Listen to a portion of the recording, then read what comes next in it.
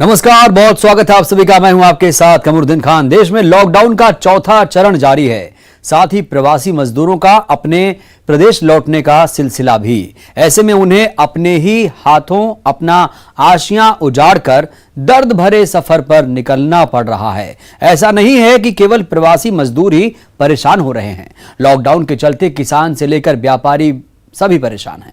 ऐसे सभी लोग हैं जो परेशान मजदूरों की मदद में आगे आए हैं। मजदूरों की मदद के साथ ही लोगों को कोरोना के कहर से जागरूक करने के लिए कुछ ने नया तरीका इजाद किया है, तो कई ऐसे हैं कि लॉकडाउन में मिले समय का सही उपयोग कर रहे हैं।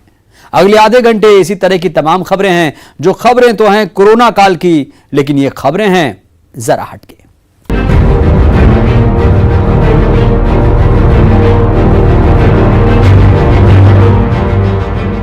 प्रवासी मजदूरों की दर्द की दास्तां जितनी कहें उतनी कम है। जिस गृहस्थी को बड़ी उम्मीद से उसने प्रदेश में बसाया था, उसी गृहस्थी को अपने ही हाथों उजाड़कर उसे घर वापसी का रास्ता तय करना पड़ रहा है।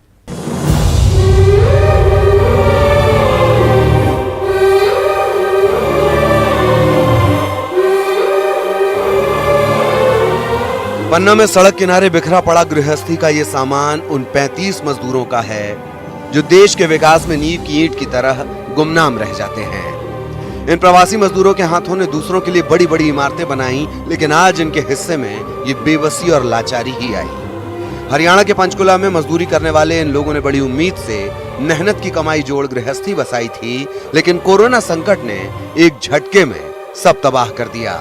मजदूरी मिलना जब सपनों सा हो गया, तब इन्होंने दूसरों के लिए बड़े बड़े शानदार इमारतें बनाने वाले अपने ही हाथों से अपने छोटे छोटे बेतरतीब से आशियानों को उजाड़ा और घर वापसी का दर्द भरा सफर शुरू हो गया। यहाँ भी उन पर हमेशा हंसने वाली उनकी किस्मत ने हंसी ठिठोली नहीं छोड़ी। पसीना सुखाकर कमाई गई पाई पाई को जोड़ा, और जब ये जोड़ 1 लाख रुपए तक पहुंचा, तब जाकर बस मयस्सर हुई। हम लोग मजदूर आदमी ने अपने से किराया जोड़ करके बस करके अपने आए यहाँ तक। कितने रुपए दिए आपने बस? 1 लाख रुपए दिए सर जी। कितने लोग आए उसमें? उसमें 35 आदमी आए सर जी। कितने रुपए आपने दिए? 1 लाख रुपए। सरकार ने नहीं दिया? नहीं सर, ये हम लोगों ने जोड़ करके दिए 35 आदमी। लॉकडाउन की वजह से अब सामानों की वहाँ व्यवस्था नहीं थी, बोल रहे थे कि आने को नहीं मिलेगा दोबारा, इसलिए हम सर अपना सामान लेते साथ में आए। अपने सपनों को परदेश छोड़ घर वापस लौट रहे मजदूरों ने कभी नहीं सोचा था कि कभी अपने देश ऐसे भी लौटना पड़ेगा। समय, किस्मत और कोरोना के मारे इन मजदूरों का हौसला देखिए। इन्हें उम्मीद है कि वो अपने देश में किसी तरह, किसी हाल में खुद का और बच्चों का पेट पाल लेंगे। अब जिम्मेदारी हमारी है। अब वो वक्त आ गया है कि हम इनका हौसला ना टूटने दें, इनकी उम्मीद ना मरने दें। न्यूज़ 18 के लिए पन्ना से संजय तिवारी की रिपोर्ट।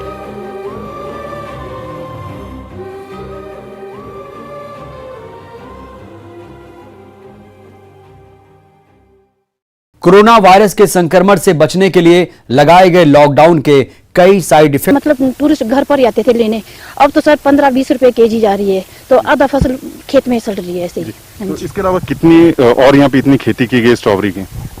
बहुत सारी खेती है सर, यहाँ पूरे गांव में स्ट्रॉबेरी मिलेगी आपको यहाँ पे। देश के निचले इलाके में पड़ने वाली गर्मी से बचने के लिए मनाली में इन दिनों हर रोज हजारों पर्यटक आते थे।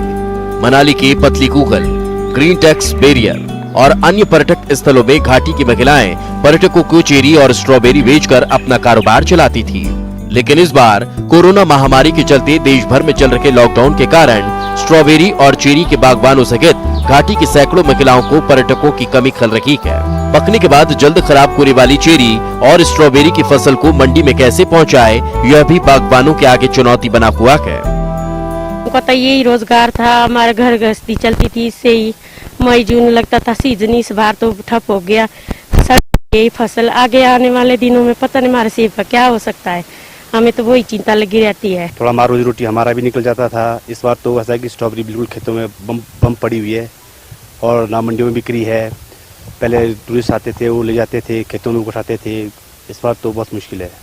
और अगर बात करें पिछले साल के मुताबिक किस तरह के रेट इस बार आपको मिल रहे हैं? सर रेट तो आप सोचो कि ना के बराबर ही है ना। मेहनत जो मेहनत करते हैं वो भी उसकी भी कमी है। पहले पिछले साल 80-90 केजी पर केजी आती थी, इस बार 10-15-20 तक जारी है हाईएस्ट और बहुत मुश्किल है सर। आपको बता दें कि मनु ऋषि के नाम पर इस शहर का नाम मनाली पड़ा है और गर्मियों के दिनों में यहाँ का औसत तापमान 4 डिग्री सेल्सियस से लेकर 15 डिग्री सेल्सियस तक रहता है।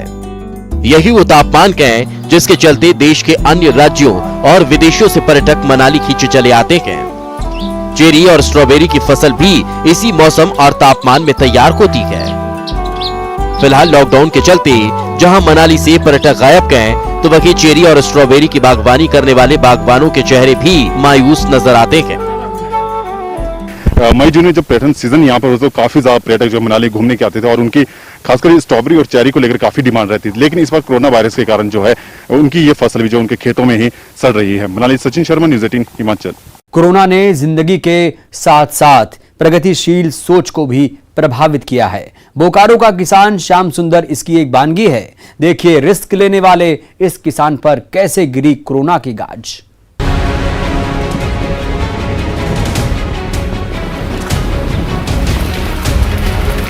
कोरोना इफेक्ट को बोकारो का प्रगतिशील किसान श्याम सुंदर दास बेचारगी के साथ महसूस कर रहा है। चास प्रखंड के उलगोड़ा के रहने वाले श्याम सुंदर ने प्रशिक्षण के बाद फूलों की खेती शुरू की ताकि उसकी महक से आर्थिक सशक्तिकरण का द्वार खुल जाए। इसी उम्मीद में उसने फरवरी महीने में जेवेलरा के 8000 पौधे लगाए।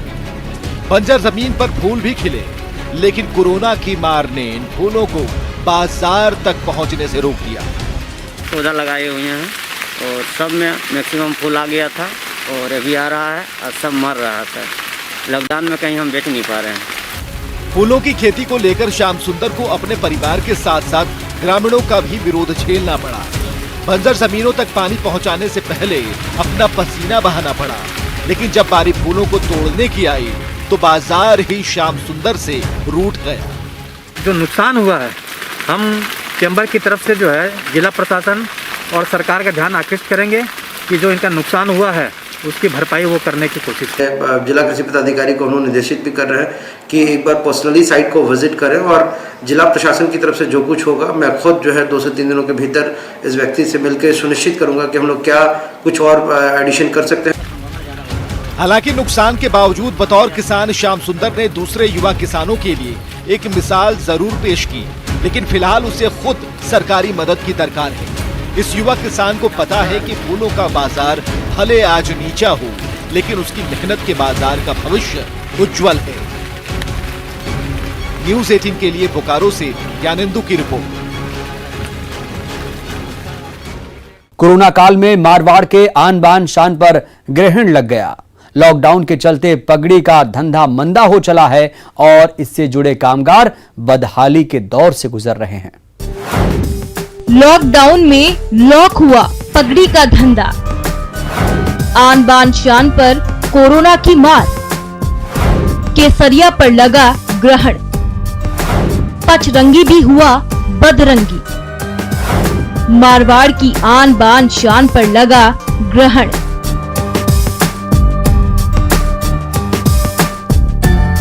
राजस्थान की पगड़ी पूरी दुनिया में अपनी अलग पहचान रखती है। मारवाड़ी पगड़ी का क्रेज ऐसा कि पूरी दुनिया को दीवाना बना रखा है, पर लॉकडाउन में आज पगड़ी उद्योग बदहाल है। राजस्थान की आन बान शान पर ग्रहण लग गया है। लॉकडाउन होने की वजह से हमारा बिल्कुल धंधा चौपट हो चुका है। बाकी सीजन की टाइम नई करोड़ों पगड़ियाँ बांधते रहते हैं भाई, बिल्कुल हमारा धंधा ऐसा, आर्थिक स्थिति बहुत खराब हो चुकी है। विश्व विख्यात पगड़ी उद्योग बदहाल। जी हां, आपकी टीवी स्क्रीन पर खूबसूरती बिखेर रही ये पगड़ी भी कोरोना काल में दम तोड़ रही है।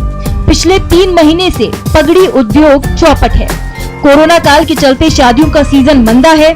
जोधपुर में करीब 200 से अधिक पगड़ी की दुकानों में करीबन 10 से 15 हजार मजदूर काम करते हैं। जोधपुर की पगड़ी दुनिया भर में सप्लाई होती है।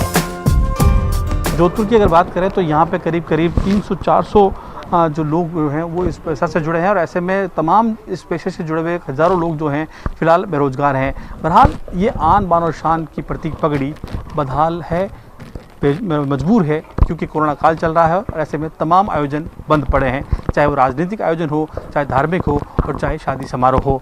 ऐसे में ये राज्य सरकार से और केंद्र सरकार से अपील कर रहे हैं कि इनकी तरफ भी ध्यान दिया जाए। सहयोगी शेर सिंह के साथ ललित सिंह, न्यूज़ 18 जोधपुर। जशपुर जिले में लॉकडाउन के दौरान अपने घरों को लौट रहे प्रवासी मजदूरों की मदद के लिए आम लोगों के साथ ही पुलिस और ढाबा संचालक आगे आए हैं। संकट काल में सेवा की ये कहानी अब मिसाल बन रही है। देश भर में लागू लॉकडाउन के चलते बेरोजगार प्रवासी मजदूर भूखे प्यासे अपने घरों की तरफ कूच कर रखे हैं। प्रवासी मजदूरों में ज्यादातर संख्या बिहार और झारखंड के लोगों की है। जशपुर के कुनकुरी में नेशनल हाईवे पर वापसी का सफर कर रहे परेशान मजदूरों को देखकर थाना प्रभारी ने मदद का हाथ बढ़ाया। हाईवे स्थित ढाबा संचालक से जब बातचीत की गई तो ढाबा संचालक ने भी पुलिस की मुहिम का समर्थन करते हुए बिना कोई पैसा लिए अपने 1 दर्जन से ज्यादा कर्मचारियों को मजदूरों की सेवा में लगा दिया। कुनकुरी पुलिस का वचन है कि जब तक लॉकडाउन चलता रहेगा तब तक हाईवे से गुजरने वाले मजदूरों की मदद की जाती रहेगी। प्रजापति जी से हमने बात की, वो तैयार हो गए सहयोग करने को। उसके बाद हमने वहाँ राशन देना स्टार्ट किया ढाबे पे, और मजदूरों को, भूखे मजदूरों को सोशल डिस्टेंसिंग मेंटेन करते हुए, साफ सफाई का ध्यान रखते हुए, दूरी बनाते हुए भोजन कराने की व्यवस्था चालू की। जब रोज आ रखे सैकड़ों मजदूरों को खाना खिलाने में मुश्किल आने लगी तब टीआई के अपील पर क्षेत्र के नागरिक और व्यापारी भी सहयोग में आगे आने लगे। जन सहयोग के बाद पिछले 1.5 महीने से इस ढाबे पर हर दिन सैकड़ों मजदूरों को मुफ्त में भोजन कराया जा रहा है। अब कलेक्टर ने भी इस मुहिम की प्रशंसा करते हुए प्रशासन की तरफ से हर संभव मदद का आश्वासन दिया है। तो हमारे यहाँ थाना जो प्रभारी हैं, पुलिस वाले हैं, पूरा सहयोग दे रहे हैं, और जो व्यापारी वर्ग है वो भी सहयोग कर रहे हैं। यहाँ के स्थानीय निवासी भी सहयोग कर रहे हैं, पूरा माने साथ दे रहे हैं। तो हम लोगों ने व्यापारी वर्ग के जितने ढाबा संचालक है, इन्होंने मतलब सहयोग दिया। ढाबा संचालक अपनी मतलब लेबर लगा के यहाँ पूरी व्यवस्था, खाने की व्यवस्था बनवा रहे हैं। राशन पूरे पुलिस प्रशासन से और व्यापारी वर्ग के और ग्रामवासियों के सहयोग से मिल रहा है। ये बहुत ही अच्छी बात है और मैं जशपुर जिले के नागरिकों को जिला प्रशासन की ओर से लगातार धन्यवाद ज्ञापित करना चाहूँगा कि इसकी जानकारी आप प्रशासन, स्थानीय प्रशासन, एसडीएम, तहसीलदार उनको भी देते रहे, ताकि आवश्यकता अनुरूप प्रशासन भी आपको सहयोग करेगा। जन सहयोग से शुरू की गई कुनकुरी पुलिस की इस मुहिम ने अब तक सैकड़ों मजदूरों के पेट की आग बुझाई, तो वकील खाकी के पीछे छिपे मानवीय संवेदनाओं की तकलीफ में फंसे इंसानों के चेहरे पर दर्द के बीच मुस्कान लौट आई। कुनकुरी पुलिस के इस प्रयास की सराहना लाजमी है। न्यूज़ 18 के लिए जशपुर से संवाददाता दीपक सिंह की रिपोर्ट। कोरोना काल में पुलिसकर्मी दिन रात ड्यूटी में लगे हुए हैं। इसी दौरान कई पुलिस वालों की दरिया दिली की तस्वीरें सामने आ रही हैं। ऐसी ही एक तस्वीर बेतिया के नरकटियागंज से सामने आई है।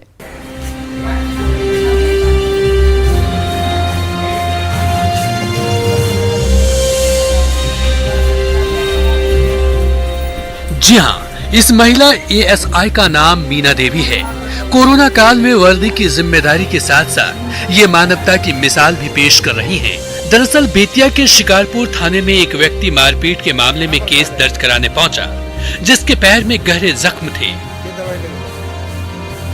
महिला एएसआई ने केस दर्ज करने से पहले उसके पैर में मरहम लगाए, फिर अपने हाथों से उसे खाना भी लाकर दिया। अरे सर, उसका पैर कट गया और कुछ तो अपने से मलहम लगा देते। हाँ, बहुत उसका पैर चल नहीं रहा है, तो उसका पैर कट गया और कुछ तो अपने से मलहम लगा देते। हाँ, बहुत उसका पैर चल नहीं रहा है। मीना के दरिया दिली की थाने की इंचार्ज भी सराहना कर रहे हैं।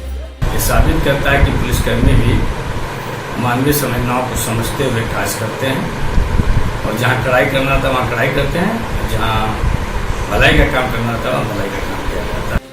वैसे महिला एएसआई मीना देवी ने सिर्फ एक गरीब के जख्म पर मरहम नहीं लगाया है, बल्कि पुलिस के मानवीय चेहरे और दरिया दिली को भी दिखाया है। प्रफुल्ल कुमार, न्यूज़ 18 बेतिया।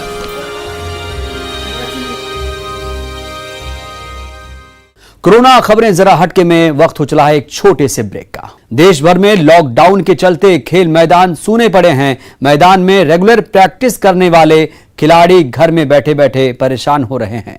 इन सब के बीच अंबिकापुर में बास्केटबॉल के खिलाड़ियों ने हर दिन अभ्यास करने का तरीका इजाद कर लिया है।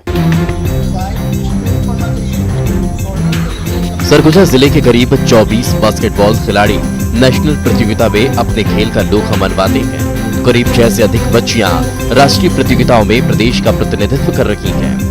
यही वजह है कि रेफरी और सरगुजा बास्केटबॉल एसोसिएशन के कोच राजेश प्रताप सिंह प्रतिभा में जंग नहीं लगने देना चाहते। लॉकडाउन में भी अपने जिले और संभाग की प्रतिभाओं को चमकाने का प्रयास लगातार जारी है।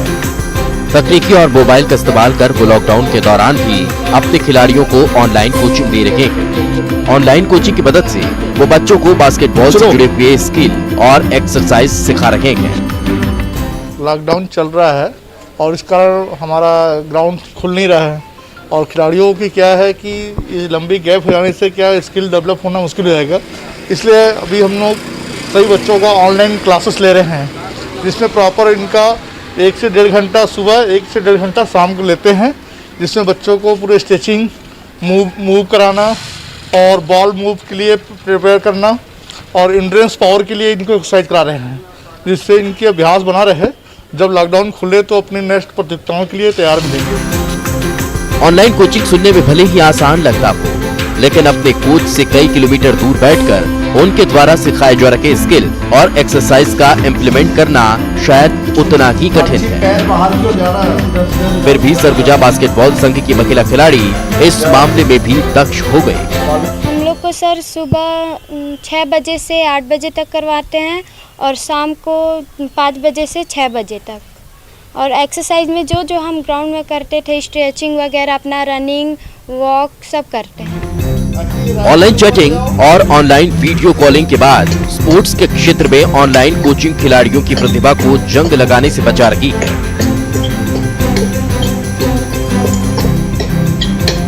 देश का झंडा ऊंचा करने की ताकत रखने वाले खिलाड़ी भी लॉकडाउन में मिले इस समय का सार्थक उपयोग कर रेगुलर प्रैक्टिस कर अपने खेल को और धार दे रहे हैं। न्यूज़ 18 के लिए अंबिकापुर से संवाददाता अमितेश पांडे की रिपोर्ट। लॉकडाउन में सभी स्कूल और पार्क बंद हैं, लिहाजा बच्चों को खुद तय करना है कि वो अपने आप को कैसे व्यस्त रखें।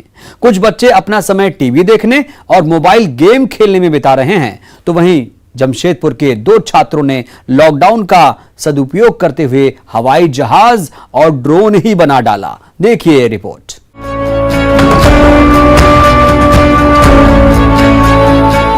लॉकडाउन वैसे लोगों के लिए वरदान साबित हो रहा है जिन्हें ये लगता था कि व्यस्त दिनचर्या में यदि उन्हें भरपूर समय मिल जाए तो वो अपने सपने को साकार कर सकते हैं। जमशेदपुर के इंजीनियरिंग के 2 छात्रों ने लॉकडाउन का सदुपयोग कर ऐसा ही कुछ कर दिखाया है। जी हाँ, इन दोनों छात्रों ने घर के कबाड़ में पड़े सामानों का उपयोग कर यूट्यूब की सहायता से हवाई जहाज और ड्रोन बनाकर अपने सपने को पूरा करने का काम किया है।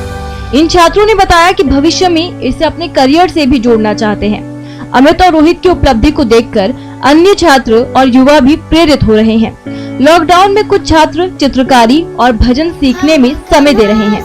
ऐसे भी कुछ छात्र हैं जो मोबाइल गेम और टीवी देखकर अपना समय काट रहे हैं, जिससे उनके अभिभावक काफी चिंतित है। आजकल स्कूल भी बंद है कोरोना की वजह से और पार्क वगैरह भी बंद है, वो लोग भी बोर हो जा रहे हैं, सिर्फ गेम और टीवी वगैरह देखते रहते हैं। एक जहाज बनाया है जो कि कार्डबोर्ड वगैरह का काटा हुआ बनाया हुआ है और बहुत टाइम से सोच रहे थे, इसको फाइनली बन गया इतना टाइम में। और इस टाइम में इतना ज़्यादा टाइम मिला कि काफ़ी कुछ कर सकते हैं, तो इतना बस किया है अभी तक। इसको करियर में यूज़ करने का प्लान है हम लोग का स्टार्टअप भी एक्चुअली में हम लोग दोनों मिलकर प्लान कर रहे हैं, इससे कुछ गवर्नमेंट के लिए हम लोग हेल्प कर सकें। जमशेदपुर के उपायुक्त ने इन दोनों छात्रों के अनोखे प्रयोग की सराहना की। डीसी ने छात्रों से रचनात्मक कार्य करने के साथ साथ अभिभावकों से अपने बच्चों पर विशेष ध्यान देने की अपील की। विशेष करके सभी अभिभावकों और उनके बच्चों से ये अनुरोध है कि इसको एक अवसर समझते हुए इस समय का सदुपयोग करें और प्रोडक्टिव कंस्ट्रक्टिव यूज़ करें, जिससे कि आपके स्किल डेवलप हो सकें। बहरहाल लॉकडाउन के दौरान घर में रहने का फायदा जैसे मानगो के दोनों युवाओं ने उठाया है, इससे हम सभी को सीख लेने की जरूरत है। न्यूज़ 18 के लिए जमशेदपुर से आशीष कुमार तिवारी की रिपोर्ट। क्वारंटीन सेंटर में हो हंगामे के बीच आज हम आपको एक ऐसे क्वारंटीन सेंटर की तस्वीर दिखाने जा रहे हैं जो पूरे देश के लिए मिसाल बन सकता है।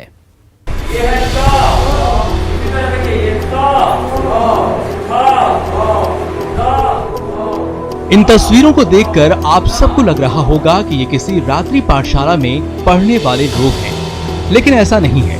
ये प्रवासी मजदूर हैं जिन्हें नरकटियागंज के डीएवी स्कूल में बने क्वारंटाइन सेंटर में रखकर साक्षर बनाया जा रहा है। इलाके के वीडियो ने बाकायदा इसके लिए स्मार्ट क्लास की व्यवस्था कराई है। सबसे बड़ी बात की इस क्वारंटाइन सेंटर पे हो हंगामा नहीं बल्कि ककहरे की गूंज सुनाई देती है। हम लोगों ने जो भी निरक्षर प्रवासी हैं उन लोगों को साक्षरता अभियान के तहत कम से कम पढ़ना लिखना और नाम लिखना उनको सिखाना है। इनफैक्ट हम लोग साक्षरता अभियान से रोजगार के अभियान तक ले जाना है, जो कि बिहार सरकार का मुख्य उद्देश्य है। इस सेंटर में 160 प्रवासी मजदूर हैं, जिनमें से 40 अनपढ़ हैं। इन 40 लोगों को खुद वीडियो साहब पढ़ाकर साक्षर बनाने में लगे हैं। प्रवासी मजदूर भी मानते हैं कि जब वो यहाँ आए थे तो रजिस्टर में हस्ताक्षर की जगह अंगूठा लगाया था, लेकिन जब जाएंगे तो अब अपना हस्ताक्षर करके जाएंगे। काखा गा के शोर से गूंजने वाले इस क्वारंटाइन सेंटर का नाम बदलकर संगरोध केंद्र रख दिया गया है। हम आए हैं यहाँ तो पढ़ना लिखना नहीं जानते हैं, यहाँ आने के बाद हमें पढ़ाया जाता है और शिक्षा मिलता है। क्या उसके बाद हम जान जाएंगे हम नाम अपने गाँव में। यहाँ पे पढ़ाई हो रहा है, सुबह शाम हमको पढ़ाई हो रहा है, लिखने के साइन करने को आता नहीं है, सब कुछ यह सीख जाएगा अगर रहेंगे यहाँ।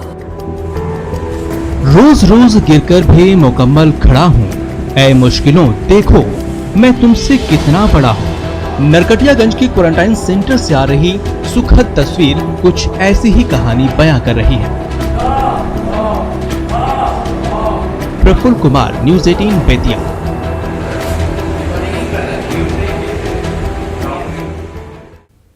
उमरिया जिले में कोरोना काल का सबसे सुनहरा मौका मिला 14 साल के एक छात्र को जो एक दिन का एसपी बना। दरअसल लॉकडाउन के दौरान बच्चों के मानसिक विकास को लेकर जिले के एसपी सचिन शर्मा ने पेंटिंग्स प्रतियोगिता आयोजित की और अव्वल आने वाले बच्चे को एक दिन के लिए अपनी कुर्सी देने का वादा किया था।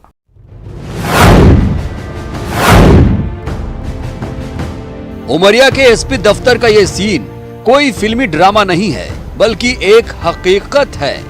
एसपी बना बैठा 14 वर्षीय छात्र दीपांशु भी कोई रील कैरेक्टर नहीं बल्कि रियल है और जिले के एसपी सचिन शर्मा की सकारात्मक सोच का जीता जागता उदाहरण है। दीपांशु 8वीं का छात्र है। एसपी बनने के बाद दीपांशु ने पुलिस कर्मियों को कोरोना वायरस को लेकर निर्देश दिए और मोबाइल पर बात भी की। दीपांशु अपने इस अनुभव को अविस्मरणीय तो मानता ही है, पुलिस की तारीफ करने से भी नहीं थकता। अच्छा लगा मेरे को कि मैं उस कुर्सी में बैठ पाया। सर मैं एसपी सर को थैंक यू कहूँगा। दरअसल ये सब जिले के एसपी सचिन शर्मा की सोच थी, जिन्होंने कोरोना काल के दौरान घर बैठे बच्चों से कोरोना के प्रति जागरूकता को लेकर ऑनलाइन पेंटिंग कंपटीशन शुरू कराई और जीतने वाले को एक दिन का एसपी बनाने का इनाम रख दिया। एसपी सचिन शर्मा कहते हैं बच्चों को ऐसा मौका देने से उनमें नई ऊर्जा का संचार होता है। दीपांशु यादव जो सेंट्रल एकेडमी में क्लास 6 में पढ़ते हैं, आज वो एसपी ऑफिस में आए थे। कुछ दिन पहले जो प्रतियोगिता हुई थी पेंटिंग, वीडियो मैसेज और संदेश भेजने वाली, इसमें ये द्वितीय स्थान पर रहे थे। मैं इन्हें बहुत बहुत बधाई और शुभकामनाएं देता हूं और इनका जो भविष्य बहुत उज्जवल रहे, ऐसी ईश्वर से कामना करता हूं। कोरोना काल में असहाय बुजुर्गों के लिए जरूरत का सामान घर पहुंचाने की सेवा हो, चाहे नंगे पैर सड़क पर चलने वाले मजदूरों को चप्पल पहनाने की मुहिम, उमरिया पुलिस अव्वल रही है और यही वजह है कि देश के जाने माने कवि कुमार विश्वास जैसे लोग भी उमरिया पुलिस की तारीफ करते हुए सुने गए हैं। ब्रजेंद्र तिवारी, न्यूज़ 18 उमरिया। कोरोना खबरें जरा हटके में फिलहाल के लिए बस इतना ही। दीजिए इजाजत, अपना ख्याल रखिए, नमस्कार।